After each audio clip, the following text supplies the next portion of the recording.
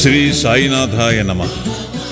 శ్రీ సాయి సచ్చరిత్రము 41వ అధ్యాయము.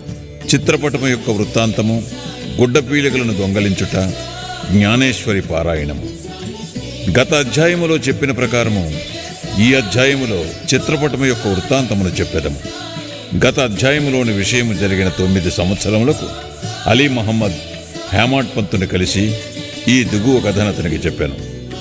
ఒకనాడు బొంబాయి వీధులలో పోవునప్పుడు వీధిలో తిరిగి అమ్మువాని వద్ద అలీ మహమ్మద్ సాయిబాబా పటమును కొనెను.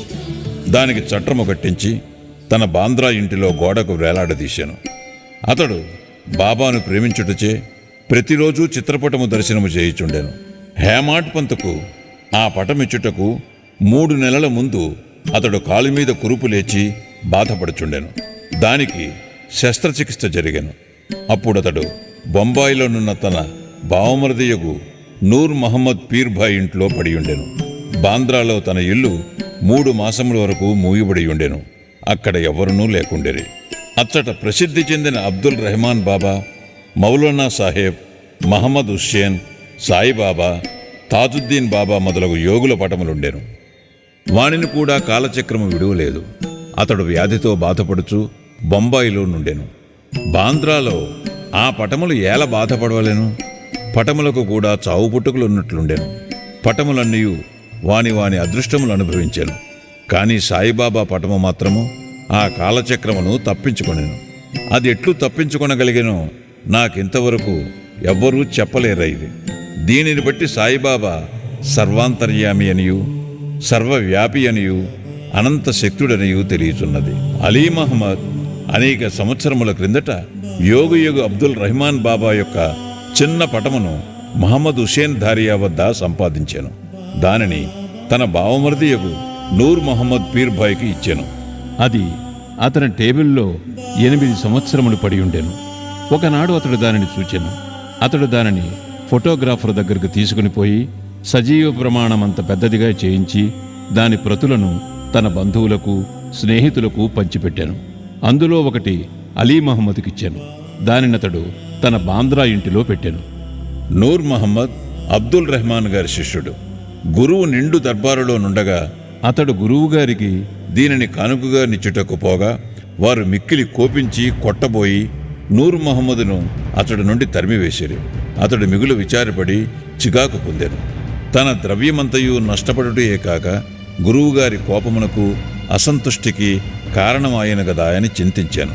విగ్రహారాధన గురువుగారికి ఇష్టము లేకుండెను. ఆ పటమును అపోలో బందరుకు తీసుకుని పోయి ఒక పడవను అద్దెకు కట్టించుకుని సముద్రములోనికి పోయి దానినక్కడ నీళ్లలో ముంచివేశాను. తన బంధువుల వద్ద నుంచి, స్నేహితుల వద్ద నుంచి పటములను తెప్పించి వానిని కూడా బాంద్రా సముద్రములో ముంచెను. ఆ సమయమున అలీ మహమ్మద్ తన బావమరిది ఇంటిలో నుండెను. యోగుల పటములను సముద్రములో పడవైచినచో తన వ్యాధి కుదురునని బావమరిది చెప్పాను. ఇది విని అలీ మహమ్మద్ తన మేనేజరును బాంద్రా ఇంటికి పంపి అక్కడున్న పటములు అన్నిటినీ సముద్రములో వేయించాను. 2 నెలల పిమ్మట అలీ మహమ్మద్ తన ఇంటికి తిరిగి రాగా బాబా పటము ఎప్పటివలే గోడ మీద నుండుట గమనించి ఆశ్చర్యపడెను.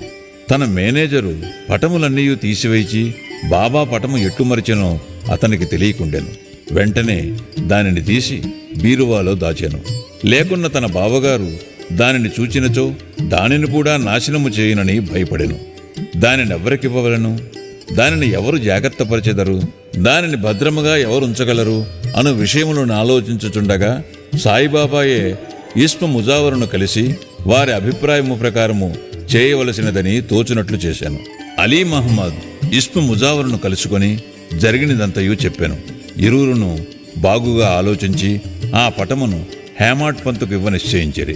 అతడు దానిని జాగ్రత్తపరచునని తోచెను. ఇద్దరును హేమాడ్ పంతు వద్దకు పోయి సరైన కాలములో దానిని బహూకరించిరి. ఈ కథను బట్టి బాబాకు భూత భవిష్యత్ వర్తమానములు తెలియననియు చాకచక్యముగా సూత్రములు లాగి తన భక్తుల కోరికలు ఎట్లు నెరవేర్చుచుండెనో కూడా తెలియచున్నది. ఎవరికైతే ఆధ్యాత్మిక విషయములలో ఎక్కువ శ్రద్ధయో వారిని బాబా ప్రేమించుటే కాక వారి కష్టములను తొలగించి వారిని ఆనందభరితులుగా చేయుచుండెరని రాబో కథ వలన తెలియను. గుడ్డ పీలుగులను దొంగలించుట, జ్ఞానేశ్వరి చదువుట. బివి దేవ్ దహనులో మామల్తాదారు. అతడు జ్ఞానేశ్వరిని ఇతర మత గ్రంథములను చదువువలనని చాలా కాలం నుండి కోరుచుండెను. భగవద్గీతపై మరాఠీ భాషలో జ్ఞానేశ్వరుడు వ్రాసిన వ్యాఖ్యయే జ్ఞానేశ్వరి. ప్రతిదినము భగవద్గీతలో ఒక అధ్యాయమును, ఇతర గ్రంథముల నుండి కొన్ని భాగములను పారాయణము చేయుచుండెను. కానీ జ్ఞానేశ్వరుని ప్రారంభించగానే ఏవో అవాంతరములు ఏర్పడుటచే పారాయణము ఆగిపోవుచుండెను. 3 నెలలు సెలవు పెట్టి షిరిడీకి వెళ్ళి అక్కడి నుండి తన స్వగ్రామమగు పౌండుకు పోయెను. ఇతర గ్రంథములన్నయూ అతడు చదువుగలిగెను. కాని జ్ఞానేశ్వరి ప్రారంభించగానే ఏమో విపరీతమైన చెడ్డ ఆలోచనలు తన మనస్సును ప్రవేశించుటచే చదువులేకుండెను. అతడెంత ప్రయత్నించినను కొన్ని పంక్తులు కూడా చదువులేకపోయాను.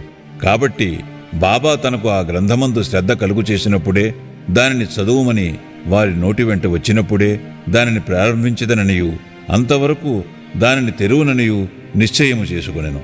అతడు 1914వ సంవత్సరము ఫిబ్రవరి నెలలో కుటుంబ సహితముగా షిరిడీకి వెళ్ళెను. అక్కడ ప్రతిదినము జ్ఞానేశ్వరి చదువుచుంటివాయని బాపూసాహెబ్ జోగ్ దేవుగారిని అడిగాను. దేవు తనకు అట్టి కోరిక కలదనియు, కానీ దానిని చదువుటకు శక్తి చాలకుండెననియు, బాబా ఆజ్ఞాపించినచో దానిని ప్రారంభించదననియు చెప్పాను. అప్పుడు జోగ్ ఒక పుస్తకమును తీసుకుని బాబాకిచ్చినచో దానిని వారు తాకి పవిత్రము చేసి ఇచ్చెదరనియు, అప్పటి నుండి నిరాటంకముగా చదువవచ్చుననియు దేవుకు సలహానిచ్చాను. బాబాకు తన ఉద్దేశము తెలియను గనక దేవుగారట్లు చేయుటకు అంగీకరించలేదు. బాబా తన కోరికను గ్రహించలేరా? దానిని పారాయణ చేయమని స్పష్టముగా ఆజ్ఞాపించలేరా అనను. దేవు బాబాను దర్శించి ₹1 దక్షిణనిచ్చెను. బాబా 20 రూపాయలు దక్షిణ అడుగుగా దానిని చెల్లించాను. ఆనాడు రాత్రి బాలకరాముడను వానిని కలుసుకుని అతడు బాబాయందు భక్తిని, వారి అనుగ్రహమును ఎట్లు సంపాదించినని ప్రశ్నించాను. మరుసటి దినము హారతి పిమ్మట అంతయు తెలిపెదనని అతడు బదులిచ్చాను. ఆ మరుసటి దినము దర్శనము కొరకు దేవు వెళ్ళగా బాబా అతనిని 20 రూపాయలు దక్షిణ ఇమ్మనెను. వెంటనే దేవు దానిని చెల్లించెను. మసీదు నిండా జనులు నిండియుండుటచే దేవు ఒక మూలకు పోయి కూర్చుండాను. బాబా అతనిని పిలిచి శాంతముగా తన దగ్గర కూర్చొనమనయ్యను. దేవు అట్లనే చేశాను. మధ్యాహ్న హారతి పిమ్మట భక్తులందరూ పోయిన తరువాత దేవు బాలకరాముని చూచి అతని పూర్వ వృత్తాంతముతో పాటు బాబా అతనికి ఏమేమి చెప్పాను? ధ్యానం ఎట్లు నేర్పిరోయని అడుగగా బాలకరాముడు వివరములు చెప్పుటకు సిద్ధపడాను. అంతలో బాబా చంద్రు అను కుష్ఠురోగ భక్తుని పంపి దేవుని తీసుకుని రమ్మనెను. దేవు బాబా వద్దకు పోగా ఎవరితో ఏమి మాట్లాడుచుంటివని బాబా అడిగను. బాలకరామునితో మాట్లాడుచుంటుననియు, బాబా కీర్తిని వినుచుంటుననియు అతను చెప్పాను. తిరిగి బాబా 25 రూపాయలు దక్షిణ అడిగాను. వెంటనే దేవు సంతోషముతో దక్షిణ చెల్లించాను. అతనిని బాబా లోపలికి తీసుకుని పోయి స్తంభము వద్ద కూర్చుండి, నా గుడ్డ పీలికలను నాకు తెలియకుండా దొంగలించితివేలా అనెను. దేవు తనకు ఆ గుడ్డ పీలికల గూర్చి ఏమీ తెలియదనెను. బాబా అతనిని వెతుకుమనెను. అతడు వెతికెను, కాని అతడు ఏమీ దొరకలేదు. బాబా కోపగించి ఇట్లనెను, ఇక్కడ ఇంకెవ్వరూ లేరు, నీ ఒక్కడివే దొంగవు. ముసలితనముచే వెంట్రుకలు పండినప్పటికీ ఇచ్చటకు దొంగలించుటకు వచ్చితివా అని కోపగించాను. బాబా మతిచెడిన వాని వలె తిట్టి కోపగించి చీవాట్లు పెట్టాను. దేవు నిశ్శబ్దముగా కూర్చుండెను. దేవు తాను సటకా దెబ్బలు కూడా తిననేమో అనుకునేను. 1 గంట తరువాత బాబా అతనిని వాడాకు వెళ్ళుమనెను. దేవు వచ్చటికేగి జరిగినదంతయు జోగుకు బాలకరామునకు తెలియజేశాను. సాయంకాలము అందరినీ రమ్మని బాబా కబురు పంపాను. ముఖ్యముగా దేవుని రమ్మనెను. నా మాటలు వృద్ధుని బాధించి ఉండవచ్చును, కాని అతడు దొంగిలించుటచే నేనట్లు పలుకోవలసి వచ్చెను అని బాబా నుడివెను. తిరిగి బాబా 12 రూపాయలు దక్షిణ అడిగాను. దేవు దానిని వసూలు చేసి చెల్లించి సాష్టాంగ నమస్కారము చేశాను. బాబా ఇట్లనెను, ప్రతిరోజు జ్ఞానేశ్వరుని చదువుము, పోయి వాడాలో కూర్చుండము. ప్రతినిత్యము కొంచెమైనను క్రమము తప్పక చదువుము. చదువునప్పుడు దగ్గరున్న వారికి శ్రద్ధాభక్తులతో బోధపరిచి చెప్పుము. నేను నీకు జల్తారు సెల్లానిచ్చుటకు ఇచ్చట కూర్చుని ఉన్నాను. ఇతరుల వద్దకు పోయి దొంగిలించదవేలా? నీకు దొంగతనమునకు అలవాటు పడవలనని ఉన్నదా? బాబా మాటలు విని దేవు సంతోషించాను. బాబా తనను జ్ఞానేశ్వరుని ప్రారంభించమని ఆజ్ఞాపించిననియు, తనకు కావలసినదేదో అది దొరికిననియు, అప్పటి నుండి తాను సులభముగా చదవగలననియు అనుకొనెను. తిరిగి బాబా పాదములకు సాష్టాంగ నమస్కారమునర్చాను. తాను శరణు వేడెను గనుక తనను బిడ్డగా నుంచి జ్ఞానేశ్వరుని చదువుటలో తోడ్పడవలసినదని బాబాను వేడుకొనెను. పీలికలు దొంగలించుట ఎనగానేమో దేవు అప్పుడు గ్రహించాను. బాలకరామును ప్రశ్నించుటయే గుడ్డ పీలికలు దొంగలించుట. బాబాకు అట్టి వైఖరి ఇష్టము లేదు. ఏ ప్రశ్నకైనా సమాధానం ఇచ్చుటకు తాము సిద్ధముగా నుండిరి. ఇతరులను అడుగుట బాబాకు ఇష్టము లేదు. అందుచే అతనిని బాధించి చికాకు పెట్టాను. అదీనూ కాక ఇతరులను అడగకుండా బాబానే సర్వము అడిగి తెలుసుకొనవలననియు, ఇతరులను ప్రశ్నించుట నిష్ప్రయోజనమనియు చెప్పాను. దేవు ఆ తిట్లను ఆశీర్వాదములుగా భావించి సంతుష్టితో ఇంటికి పోయాను. ఆ సంగతి అంతటితో సమాప్తి కాలేదు. బాబా చదువుమని ఆజ్ఞాపించి ఊరుకొనలేదు. 1 సంవత్సరం లోపుగా బాబా దేవు వద్దకు వెళ్ళి వాని అభివృద్ధి కనుగొనెను. 1914వ సంవత్సరం ఏప్రిల్ నెల 2వ తేదీ గురువారం ఉదయం బాబా స్వప్నంలో సాక్షాత్కరించి పై అంతస్తులో కూర్చుండి, జ్ఞానేశ్వరి బోధపడుచున్నదా లేదా అని అడిగాను. లేదు అని దేవు జవాబిచ్చాను. ఇంకా ఎప్పుడు తెలుసుకొనేదవు? దేవు కండ్ల తడిపెట్టుకుని, నీ కృపను వర్షింపనదే పారాయణము చికాకుగానున్నది, బోధపడుట చాలా కష్టముగానున్నది. నేను దీనిని నిశ్చయముగా చెప్పుచున్నాను అనెను. చదువునప్పుడు నీవు తొందరపడుచున్నావు. నా ముందర చదువుము, నా సమక్షమునే చదువుము. ఏమి చదువువలను? అధ్యాత్మము చదువుము. పుస్తకమును తీసుకుని వచ్చుటకు దేవు వెళ్ళాను. అంతలో మెలకువ వచ్చి కండ్లు తెరచాను.